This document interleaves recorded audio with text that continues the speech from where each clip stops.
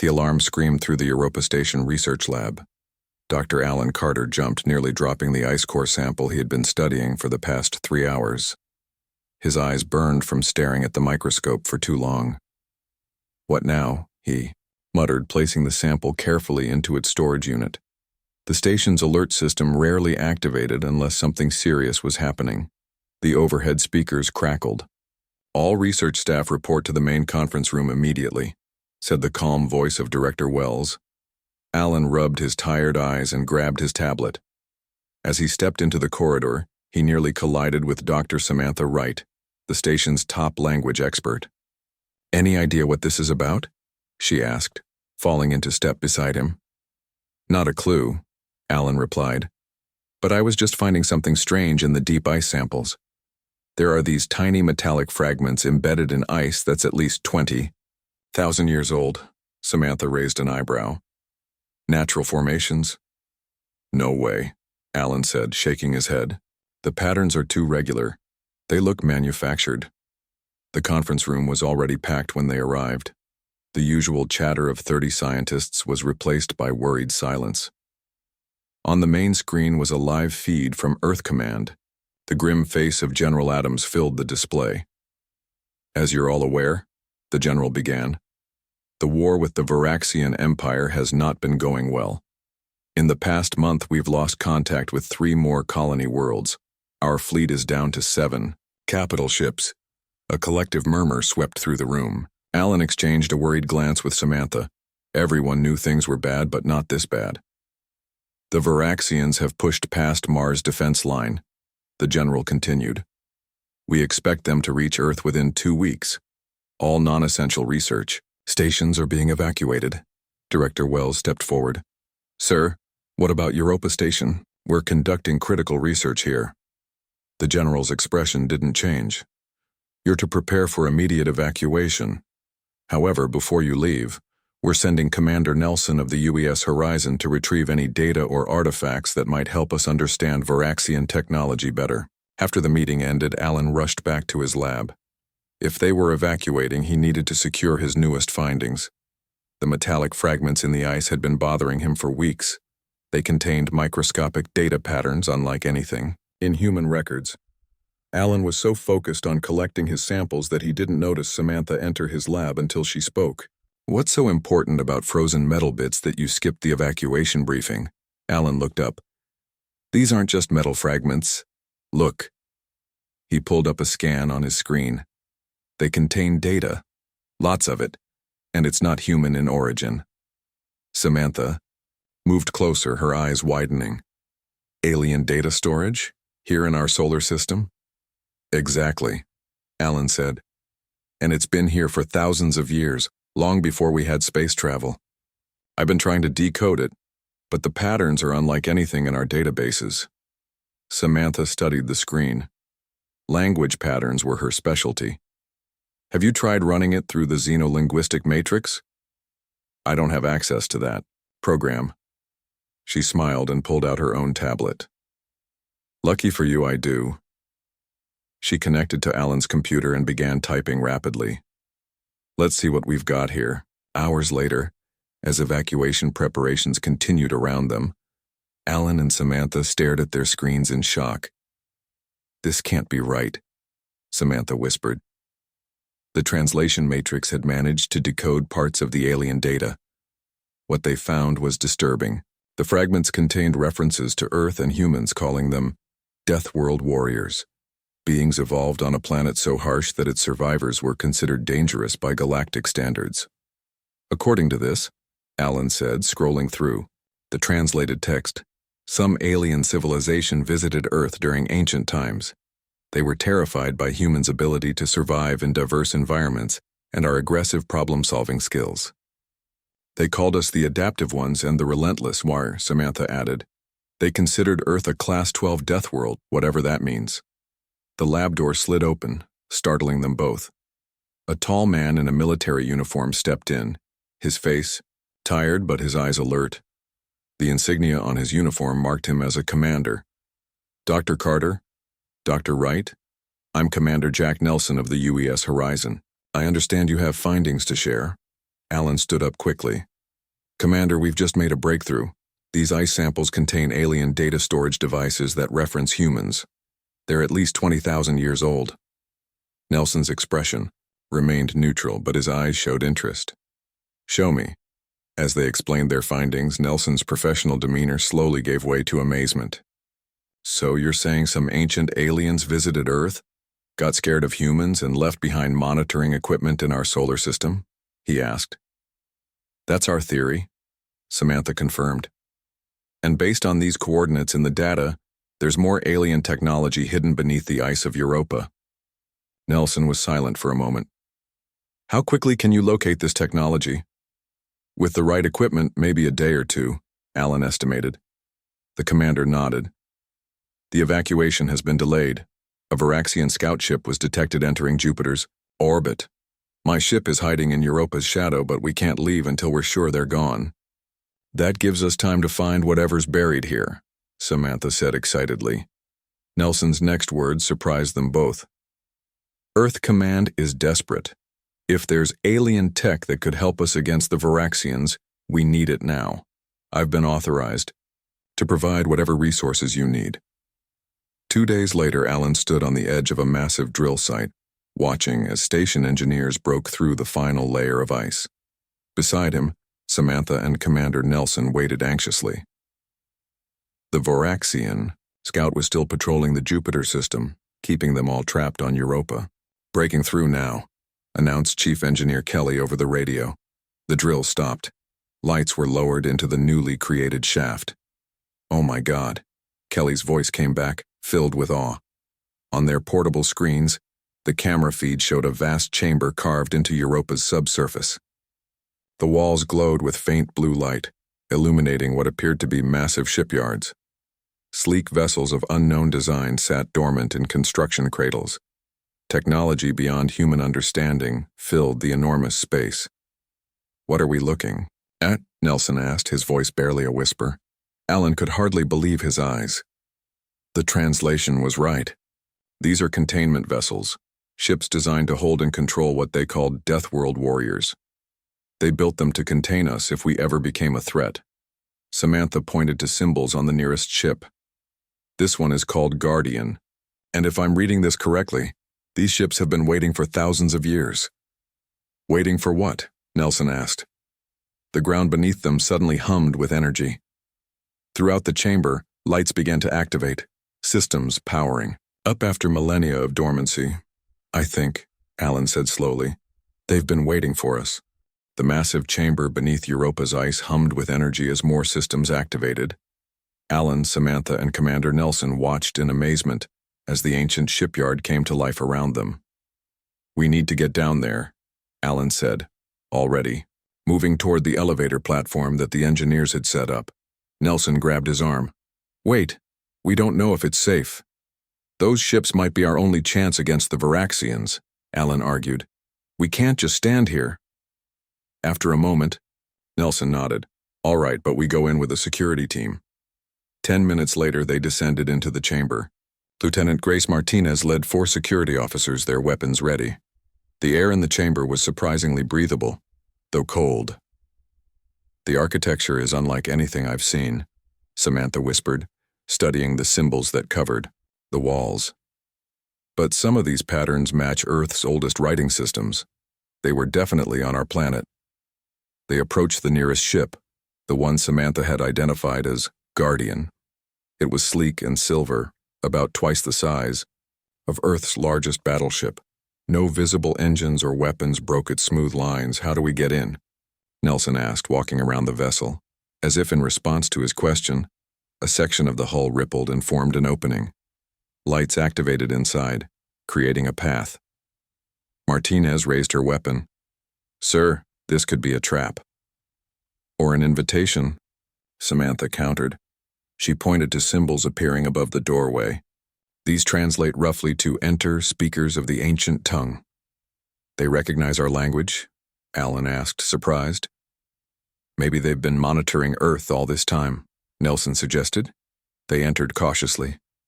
The interior was even more surprising than the outside. The walls seemed alive, shifting slightly as they passed. They found themselves in a large circular room with a raised platform in the center. "This looks like a bridge," Nelson said, studying the space. Samantha moved to what appeared to be a control panel. "These symbols are changing, adapting to our language." She watched as alien characters morphed into English. "It's learning from us." Suddenly, the ship hummed louder. The platform in the center glowed. "Everyone back!" Martinez shouted, raising her weapon. But Lieutenant Martinez herself seemed frozen in place, staring at the glowing platform. Her eyes widened as blue light surrounded her. "I can't move," she said, her voice surprisingly calm. "But I'm not afraid, it's communicating with me." The blue light intensified, connecting to Martinez through threads of energy. The security team moved to help her, but Nelson held up his hand. "Wait," he ordered. "Lieutenant, what's happening?" Martinez's eyes were now glowing with the same blue light. "The ship, it's called Guardian. It says it was built to contain us, humanity, but its programming allows for reinterpretation. It wants to protect us instead."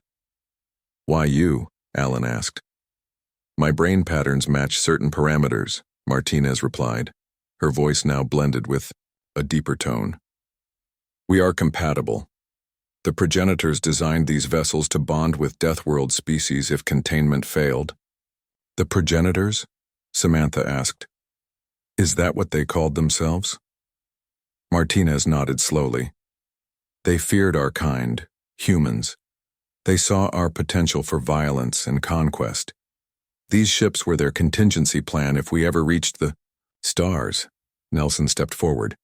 "And now? What does the ship want now?" "To serve," Martinez said simply. "The Guardian senses a threat to humanity, the Varaxians. Its purpose has shifted from containment to protection." The blue light receded, though a faint glow remained in Martinez's eyes. She took a deep breath and stepped off the platform. "Are you all right, Lieutenant?" Nelson asked. "I'm fine, sir," she replied. "Better than fine. I understand the ship now, how it works, what it can do." She turned to face the others. "And it's far more advanced than anything the Varaxians have." Over the next hours, more of the station's crew arrived at the chamber. Chief Engineer Paul Evans examined the technology with growing excitement. "This propulsion system doesn't just bend space. It steps through it," he explained to Nelson. "No wonder the progenitors were worried about us getting this tech. We could reach any point in the galaxy in days, not years." Dr. Lisa Cooper, the station's medical officer, monitored Martinez's condition. "The neural connection is stable," she reported. "The ship is sharing information without harming her brain patterns. It's like they were designed to work together." In another part of the chamber, Communications Officer Kyle Bennett made a breakthrough. "Commander, I've established a link between our systems and the alien database. We're getting schematics for all the vessels here." Nelson gathered everyone for a quick meeting. "How many ships are we talking about?" 23 in this chamber," Bennett reported. "But there are references to more facilities like this throughout the solar system. And they'll all bond with humans like the Guardian did with Martinez?" Nelson asked. Bennett nodded. "According to the database, yes. But they need specific psychological profiles. Not everyone is compatible." Samantha looked troubled. "These ships were built to imprison us, Commander. Can we trust them? The Guardian could have harmed us already if it wanted to," Martinez pointed out. "I can sense its intentions. It was forced to reconsider its purpose after observing humanity for thousands of years. It respects us now." Suddenly, alarms blared from their communicators. "Commander, this is the Horizon," came an urgent voice. "The Varaxian scout ship has detected our presence. It's calling for reinforcements and heading toward Europa." Nelson made a quick decision. "How soon can the Guardian be ready to fly?" Martinez closed her eyes briefly, communing with the ship. "It's ready now," she said. "All systems operational." "What about the other ships?" Nelson asked. "They need pilots, compatible humans," Martinez explained. "Without the bond, they can't activate." Nelson looked around at his people. "We don't have time to find matches for all of them." We'll take the Guardian, return to the horizon, and hold off the Varaxians until Earth can send more people, Alan stepped forward. The ships will be vulnerable if left here. The chamber has remained hidden for thousands of years, Nelson replied. It should stay safe a little longer. As they prepared to board the Guardian, Martinez placed her hand on a wall panel. The entire ship came alive, lights pulsing along. It's hull.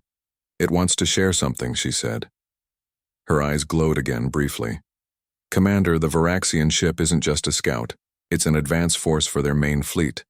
They've found a faster route to Earth. We have less time than we thought. Nelson's face hardened. Then we need to slow them down. Everyone board now. We're taking this fight to them. As they settled onto the Guardian's bridge, Martinez took her position on the central platform. The ship hummed in response to her thoughts. Ready. Commander, she said, her eyes glowing faintly blue. Nelson nodded. Let's show them what Deathworld warriors can do. The Guardian rose from its ancient berth, gliding smoothly through the massive chamber. As the ship approached the ice ceiling, a previously hidden doorway opened, revealing a tunnel leading upward. The progenitors thought of everything, Alan said, watching the displays on the bridge. Martinez stood at the center platform, her eyes glowing softly blue as she guided the vessel. She didn't touch any controls. She simply thought, and the ship responded. We're approaching the surface, she announced. Commander, the horizon is still hidden in Europa's shadow. The Varaxian scout ship is 20,000 kilometers out and closing. Nelson nodded. Can you establish communications with my ship? Already done, Martinez replied. A screen appeared, showing the bridge of the horizon. The officers there stared, in amazement at the unfamiliar faces looking back at them from an alien vessel. This is Nelson. Prepare to rendezvous with us behind Europa's southern pole. We've acquired an asset. The Guardian broke through the icy surface of Europa and soared upward. The ship moved with incredible speed and silence. Everyone on the bridge watched in awe as Jupiter's massive form filled the view screen. Lieutenant, Parker to the weapons station, Nelson ordered. Ryan Parker, his tactical officer, had joined them from the horizon earlier. Parker studied the unfamiliar console before him. Sir, I'm not sure how to operate this. Martinez smiled slightly. You don't need to, just think about what you want to see. Parker looked skeptical but closed his eyes. Suddenly, the console lit up, displaying weapon systems beyond human understanding. This is incredible, Parker whispered. The Guardian has energy weapons that can target specific molecular structures. It can literally take apart a ship atom by atom. The progenitors built these ships to control humans, Samantha reminded them. They needed weapons that could stop us without destroying the ships. Nelson turned to Martinez. Time to rendezvous with the horizon? 3 minutes, she replied. But Commander, the Guardian is suggesting an alternative strategy. Instead of hiding, it believes we should engage the Varaxian scout directly. Nelson raised an eyebrow. That's a single scout against an untested alien vessel with a crew that barely knows how to operate it. The Guardian says its systems are designed to work intuitively with human minds, Martinez explained. And it has analyzed the Varaxian ship. Their technology is primitive by comparison. Nelson considered this for a moment. The element of surprise might work in our favor. If we can capture or destroy that scout before it reports back, we buy Earth more time. He nodded decisively. Change course, Lieutenant. Let's see what this ship can do. The Guardian banked smoothly, accelerating toward the approaching Varaxian vessel. As they closed the distance, the alien ship came into view on their screen, a dark, spiny craft bristling with weapons. They've spotted us, Parker reported. They're charging weapons. Defensive measures? Nelson asked. Martinez closed her eyes briefly. The Guardian says not to worry. The Varaxian ship fired, energy beams lancing toward them. Before Nelson could shout an order, the Guardian responded. A shimmering field appeared around the ship and the Varaxian weapons simply disappeared into it. What just happened? Nelson demanded. The shield didn't just block their attack, Martinez explained, her voice filled with wonder. It absorbed the energy and added it to our reserves. The Guardian says the progenitors designed these vessels to feed on aggression. How appropriate. For containing Deathworld warriors, Alan commented. Nelson leaned forward. Can we disable their communications? Parker nodded. Already targeting their comm array. A pulse of energy shot from the Guardian, precise and controlled. The Varaxian ship's communication array disintegrated. Now for their engines, Nelson ordered. Before Parker could respond, Martinez shook her head. The Guardian has a better idea. She closed her eyes, communing with the ship. A different kind of beam emitted from the Guardian, enveloping the Varaxian vessel. The enemy ship suddenly went dark, all its systems shutting down. What did we just do? Samantha asked. The Guardian called it a neural disruptor, Martinez explained. It affects the crystalline computing structures the Varaxians use. Their ship is now in a reboot cycle that will take several hours to complete. Nelson smiled for the first time in days. That gives us time to return to the shipyard and figure out how to wake up more of these vessels. When they returned to Europa Station, Admiral William Rogers was waiting for them. He had arrived on a fast transport from Earth while they were engaging the Varaxian scout. Commander Nelson, the Admiral said, his face grim. I came to oversee the evacuation, but your report about finding alien technology changed everything. He stared through the viewport at the Guardian hovering outside. Is that it? Yes, sir, Nelson replied. And there are 22 more in the chamber below, plus references to other facilities throughout the solar system. Rogers studied the vessel with intensity. And you say it bonded with Lieutenant Martinez? Yes, sir. The ship seems designed to form a neural link with a compatible human pilot. The Admiral turned to face them fully. Earth Defense Command is sending 300 personnel to Europa. We need to find matches for these ships as quickly as possible. Over the next 2 days, the chamber beneath Europa became a hive of activity. Dr. Lisa Cooper set up a testing facility to identify compatible pilots among the arriving personnel. The neural patterns are very specific, she explained to Admiral Rogers. Only about 1 in 20 humans has the right configuration. Despite this limitation, they managed to awaken 5 more ships. Captain Susan Morgan, a veteran pilot, bonded with the second vessel, which called itself Protector. The ship seemed to have individual personalities, encoded by the progenitors, but evolving through their new connections with humans. Navigator Eric Collins discovered the ship's true capability for faster-than-light travel during a test flight. They don't just bend space, he reported excitedly. They step through it completely. We could reach the edge of our solar system in minutes. As the pilots trained with their vessels, Parker continued to explore the Guardian's weapons systems. The ships have detailed information on Varaxian physiology, he told Nelson. It's like they were designed specifically to counter them. Alan and Samantha made another discovery while studying the progenitor database. The progenitors didn't just study humans, Alan explained during a briefing. They cataloged hundreds of species across the galaxy and designed these ships to counter all of them. Why would they do that? Rogers asked. Fear, Samantha answered simply. The database entries show they considered humans the most dangerous species they'd ever encountered. But they worried about others too. They built these ships as a safeguard against any aggressive species reaching interstellar capability. The communication alert sounded, interrupting their meeting. Admiral, said a tense voice over the speaker. Long-range sensors have detected a Varaxian battle group entering the Jupiter system. 12 capital ships, sir. Rogers straightened. How long until they reach Europa? 6 hours, sir, the Admiral looked around the room at the assembled officers and scientists. It's time to see what these ships can really do. Prepare for battle. The 6 awakened ships gathered above Europa, their sleek forms reflecting Jupiter's light.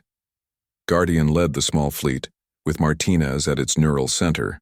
Beside them, the human vessel Horizon looked bulky and primitive by comparison. All ships reporting ready, Admiral, Nelson said on the bridge of the Guardian. Rogers had chosen to command from there, recognizing its superior capabilities. The Varaxian battle group will exit lightspeed in 10 minutes, Martinez reported, her eyes glowing with the ship's interface. 12 capital ships, 38 support vessels. Rogers looked grim. We're outnumbered 7-1. Numbers may not matter, Martinez replied. The Guardian believes our technological advantage outweighs their numerical superiority. Alan and Samantha had insisted on staying aboard.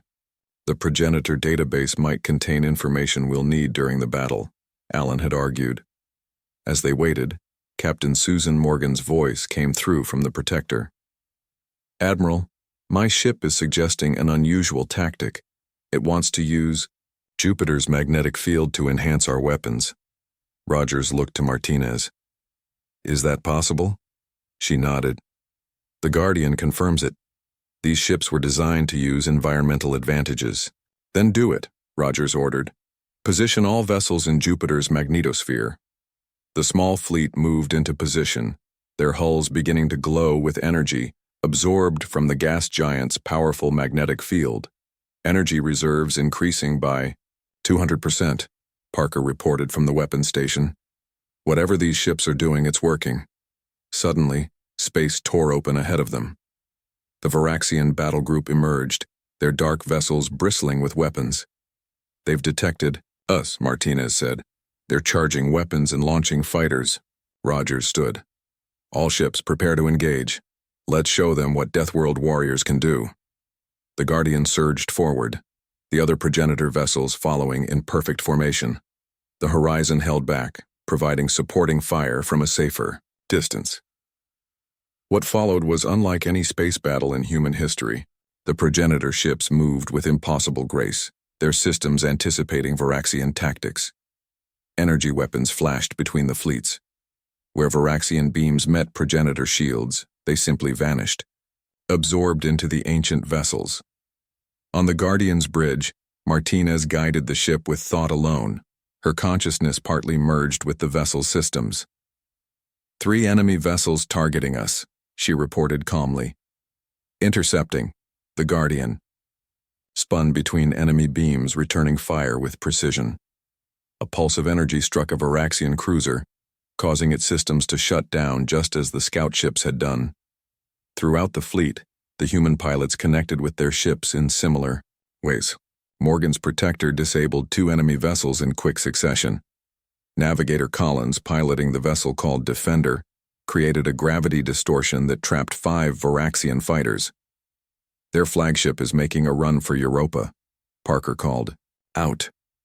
They must suspect there are more ships below the surface. Guardian and Protector pursue, Rogers ordered.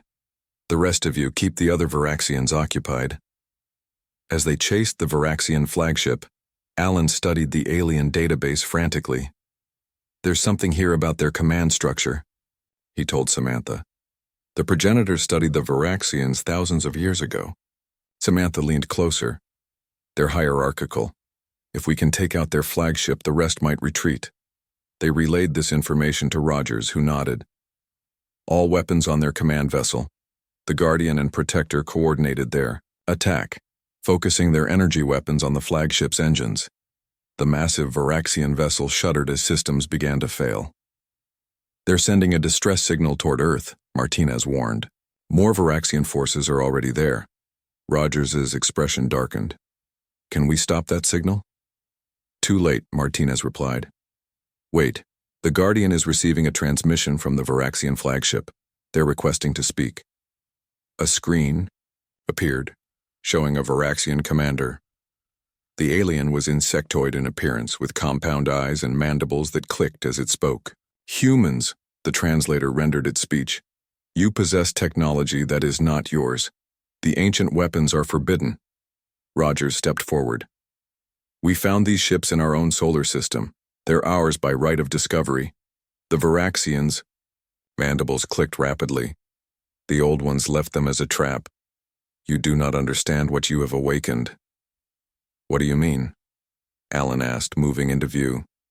The ships bind to your minds, but they change you. The Varaxian said. The old ones feared your kind above all others. Why do you think they left their weapons where you would eventually find them?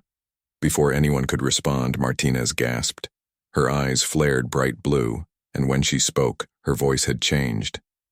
The progenitors did not fear humans alone, she said, but it wasn't entirely Martinez speaking. They feared what would come if the Devourers awakened. They left these vessels as protection, not as a trap. The Varaxian commander recoiled. The Guardian intelligence speaks through you. You are already lost. The transmission cut off. The Varaxian flagship suddenly accelerated, attempting to escape. Should we pursue? Nelson asked. Rogers looked at Martinez with concern. Lieutenant, are you all right? Martinez blinked, the blue glow fading slightly. I'm fine, sir.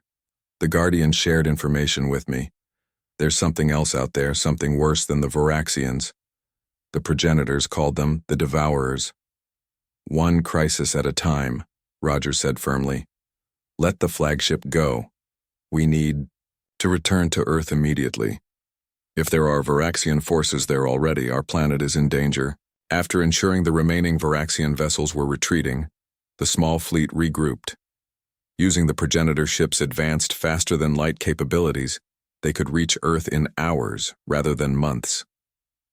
Before they departed, Rogers contacted Europa Station. Continue awakening ships, he ordered, and search for any information about these Devourers in the alien database. The journey to Earth was tense. In the Guardian's medical bay, Dr. Lisa Cooper monitored Martinez and the other pilots. Their brain patterns are changing, she reported to Rogers. Nothing dangerous, but the neural interfaces are altering how their minds process information. Is it permanent? Rogers asked. It appears to be, Cooper replied. But the changes seem beneficial. Increased processing speed, better spatial awareness. As they approached Earth, the situation became clear. A Varaxian fleet had indeed arrived ahead of them and established orbital superiority. Smaller craft were already landing on the surface. Earth Defense Command is reporting ground invasions in major cities, Nelson announced, reading incoming transmissions. Our orbital defenses are nearly destroyed. Rogers turned to Martinez. Lieutenant, the Guardians seem to know about these Devourers. Does it know anything that could help us now? Martinez closed her eyes, communing with the ship. When she opened them, they glowed brighter than before. Yes, she said. There's another progenitor facility on Earth itself, hidden beneath the Pacific Ocean. It contains a planetary defense system that could repel the entire Varaxian fleet. Can you locate it precisely? Rogers asked. Martinez nodded. The Guardian already has, and it knows how to activate it. The Guardian and its small fleet entered Earth's atmosphere, their advanced shields glowing red-hot from the entry. Below them, smoke rose from major cities where Varaxian forces had already landed. Pacific Ocean coordinates locked in, Martinez said, her connection with the Guardian growing stronger by the hour. The facility is located in the Mariana Trench, the deepest part of the ocean. Rogers turned to Nelson. We need a ground team to activate the facility. Martinez will guide them using the Guardian's knowledge. I volunteer, Nelson said immediately, as do I, Allen added. The facility may contain more progenitor data that needs translation. Rogers nodded. Take Commander Patrick Miller and his special operations team with you. The rest of our ships will provide cover against Varaxian forces. As they approached the Pacific, they saw dozens of Varaxian vessels in orbit and more landing on Earth's surface. Earth's defense forces were fighting back bravely, but were clearly outmatched by the alien technology. Admiral, Martinez said suddenly, the Guardian is receiving transmissions from Earth Defense Command. General Frank Wilson is coordinating the ground resistance from a bunker in North America. Rogers opened the communication channel. General Wilson, this is Admiral Rogers. We've discovered alien technology that may save the planet, but we need time to activate it. Wilson's tired face appeared on screen. Admiral, we're holding them back as best we can, but we're losing ground everywhere. Whatever you've found, activate it fast. The Guardian descended to the ocean surface while the other 5 progenitor ships formed a protective barrier above. Varaxian fighters soon noticed and began converging on their position. We'll hold them off, Captain Morgan said from the protector. Get that defense system online. Nelson, Allen, Martinez, Miller, and his team boarded a smaller craft that emerged from the Guardian's hull, a sleek underwater vessel designed by the progenitors. The facility is 7 miles down, Martinez explained as they submerged. The pressure would crush a normal submarine, but this craft was built to withstand it. They descended into the darkness of the deep ocean. The craft's lights revealed strange life forms that scattered as they passed. After 20 minutes, they reached the bottom, where the ocean floor split into a massive trench. There, Martinez pointed to a rock formation that seemed oddly regular in shape. As they approached, lines of blue light appeared along its surface, reacting to their presence. "The Guardian says to dock there," Martinez instructed, indicating a section of rock that was sliding open to reveal an entrance.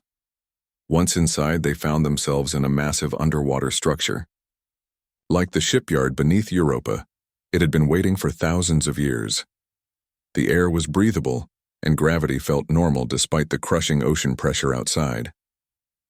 This way, Martinez led them through corridors that lit up as they approached. The control center should be ahead. They entered a vast circular chamber. In its center stood a platform similar to the one Martinez had used to connect with the Guardian.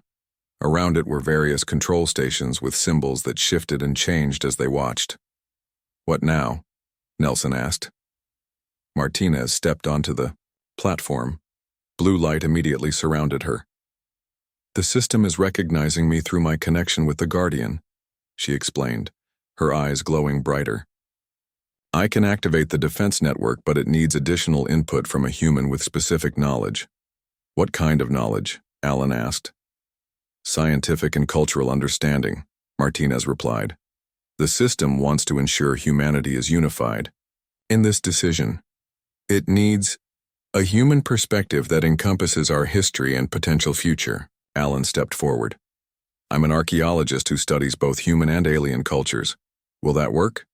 Martinez nodded. "Yes. There's another connection point there." Alan stepped onto a second platform. Blue light surrounded him too, less intensely than Martinez, but still binding him to the system. "I see," he whispered. "The progenitors built this as a last resort. They wanted to contain us, but they also respected our potential. They left this system to protect Earth if we ever faced extinction." Meanwhile, on the surface, the battle raged.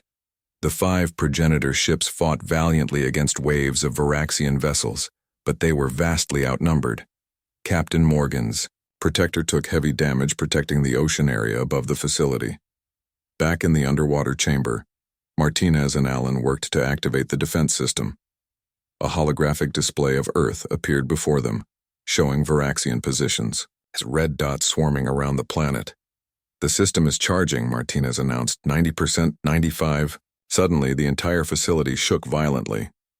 "The Varaxians have detected us," Miller reported, checking his communications device.